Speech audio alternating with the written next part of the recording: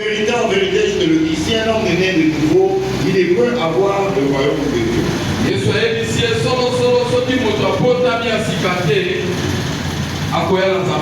Nicodème lui dit comment un homme peut naître.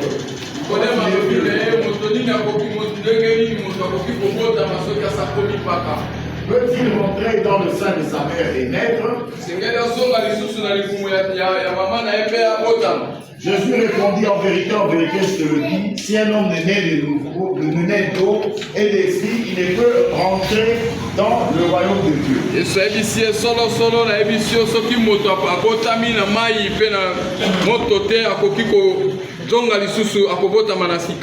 Ce qui est né de la chair est chair. Et ce qui est né de l'esprit est esprit. Donc Nicodème est venu avec la sagesse humaine de doctorat en théologie.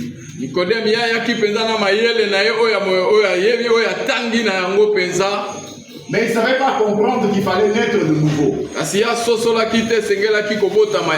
Nicodème croyait qu'il faut encore rentrer dans le sein de sa mère et naître de nouveau.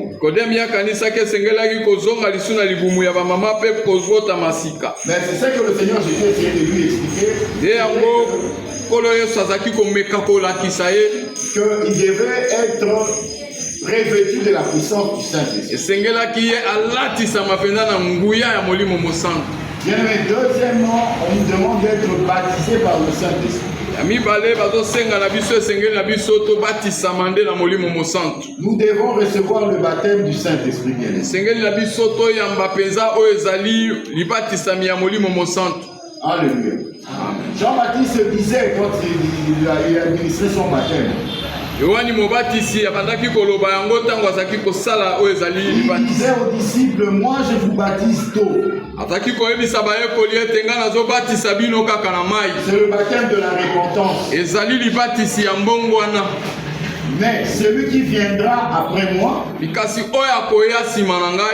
il vous baptisera de l'Esprit.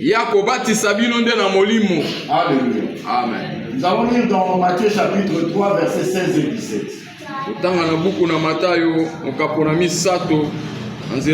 Matthieu chapitre 3, versets 16 et 17. Nous lisons au nom puissant du Seigneur Jésus-Christ. Amen. Dès que Jésus eut été baptisé, il sortit de l'eau.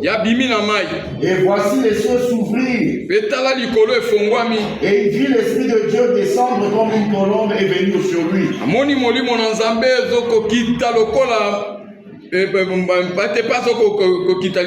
Et voici une voix fit entendre des cieux ces paroles.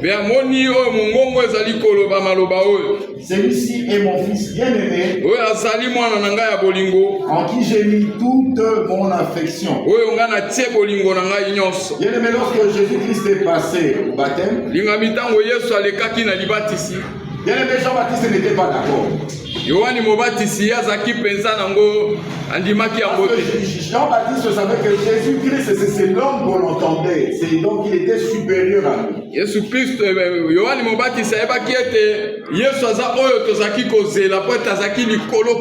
Et Jésus-Christ s'est imposé, il lui a dit que lui aussi doit passer par ce baptême. Aussitôt que Jésus-Christ est entré dans l'eau, les cieux se sont ouverts. Et l'Esprit de Dieu est descendu sous forme d'une colombe. Et puis il y a eu une voix qui s'est fait entendre du haut des cieux pour nous dire que celui-ci est mon fils bien-aimé, en qui j'ai mis toute mon affection. Bien-aimé, la colombe, c'est la représentation du Saint-Esprit. Alléluia. Amen. Nous avons besoin d'être baptisés du Saint-Esprit. Nous sommes comme le Seigneur Jésus-Christ. Donc, le jour de la Pentecôte d'aujourd'hui, nous devons renouveler la présence du Saint-Esprit en nous.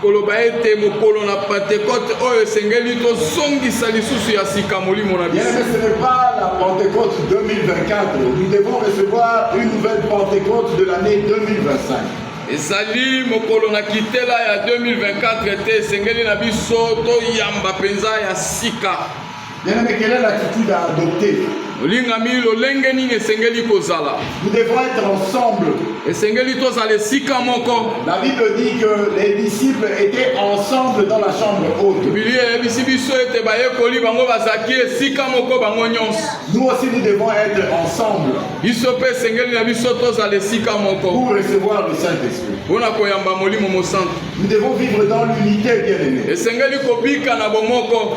Nous devons être dans un même esprit. Esengeli tozala na molimo moko. Nous devons avoir une même pensée, bien-aimé. Esengeli kozala penza na likanisi moko. Nous devons avoir les mêmes intérêts. Esengeli na biso kozala penza na likambo moko Et tozala. cela permettra au Saint-Esprit de descendre. Wana ekopesa nzela na molimo mosantu akita likolo na biso. Cette attitude d'unité va attirer le Saint-Esprit vers nous. Ana lolenge wana ya bomoko ekobenda molimo mosantu epai na biso. Le Saint-Esprit est attiré par des personnes qui s'aiment. Molimo mosantu akitaka likolo na pato baza komi kolingana. À moins que ce soit par hypocrisie. Kotalaka ezala nde na ndenge ya bilongi mibale. Mais si nous aimons par sincérité, et bien le Saint-Esprit descendra. Si soki tolingani penza na ndenge ya solo molimo mosantu akobenda.